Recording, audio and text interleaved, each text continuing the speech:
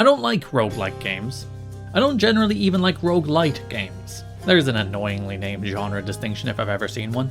A lack of meaningful progression always frustrates me. Part of that is I'm obviously a baby gamer who needs my games spoon-fed to me. I'm only kinda joking. But it's mostly because I don't find them particularly satisfying. Dying and starting again from scratch frustrates me.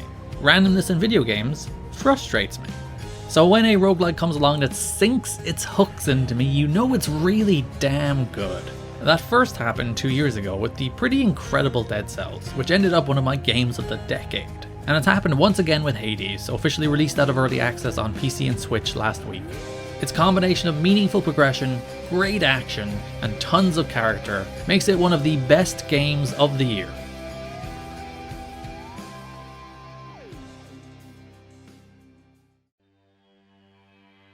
The thing that makes Hades work, the thing that, had it not worked, the game would have been a disaster, is the really wonderful combat.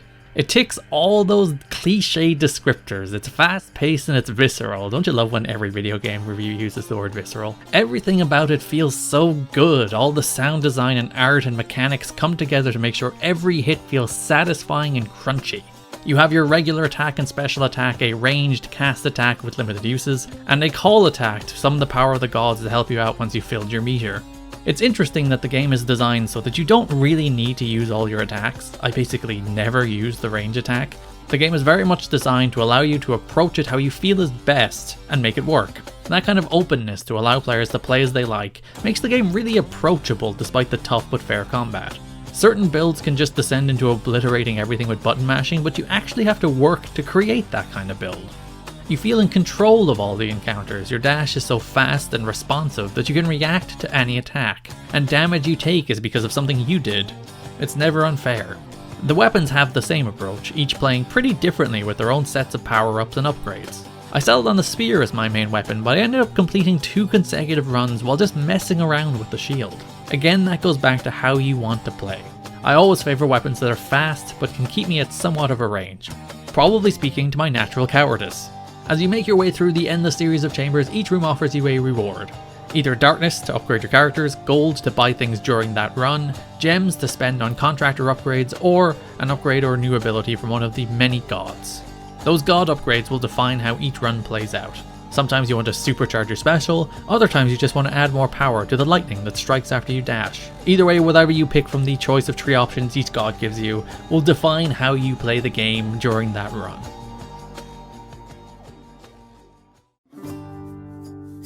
Those gods all have their own personality and are incredibly well designed. They even react to the powers you already have. They'll comment on the gods who you've already come across. And above all else, they look really cool.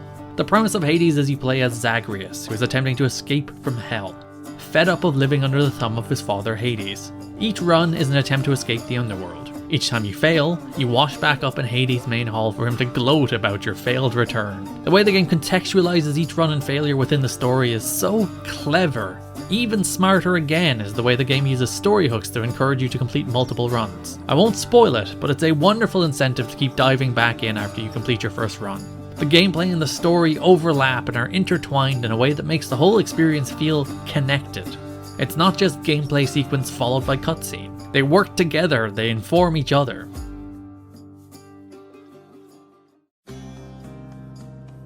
So I've been thinking about what about Dead Cells and Hades makes me fall deeply in love with them and want to dive back in run after run after run. And then what about most other roguelikes turn me off so much? The big thing, I think, is meaningful progression. A run of Hades will make you stronger for your next run, even if it's just a little. That removes so much of the frustration of failure for me. I don't feel like I just completely wasted my time or what I did was in vain. The other is extremely limited randomness. Each run of Hades will be different. You'll get different abilities after going through different chambers with different spawns and occasionally even different bosses. But the core beats remain the same. Again, the lack of extreme randomness takes out the frustration. The last thing is a meaningful story component. You gain a greater understanding of the world with each run, meeting new characters, getting new exchanges with old ones, and advancing a story, even if it's slowly. The world and the characters change and develop the more you play, even as you fail. And again, that makes each run feel meaningful and each death less frustrating. Full runs of the game should typically take about 25 minutes, so it's the perfect length to squeeze in a quick run or two, especially in early attempts where you'll probably die faster. Nearly all of these things have a single theme: replacing frustration with rewards. The only real critique of Hades I have is that the game could have had a few more areas to run through, but pretty much everything else works. The combat is extremely satisfying, the game design all connects, the story is compelling, the world building is great, the character design rules, and it all works together. It all connects to create what is currently my frontrunner for Game of the Year. Of course, the game ticks the most important box, the thing that really makes or breaks any game. You can pet the dog. That dog is the three-headed hellhound guardian of the gates of Hell, Cerberus, but you can pet him nonetheless. Hades gets 9.5 out of 10.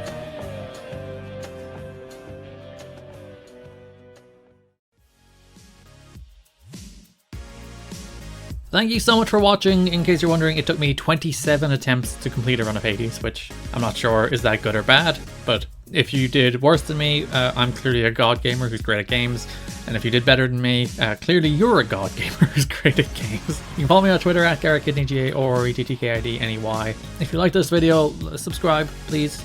Please, I'm only kinda begging you. On your left, my retrospective review of TNA Impact. What a game. And on your right, my retrospective review of Final Fantasy VII. Thanks for watching.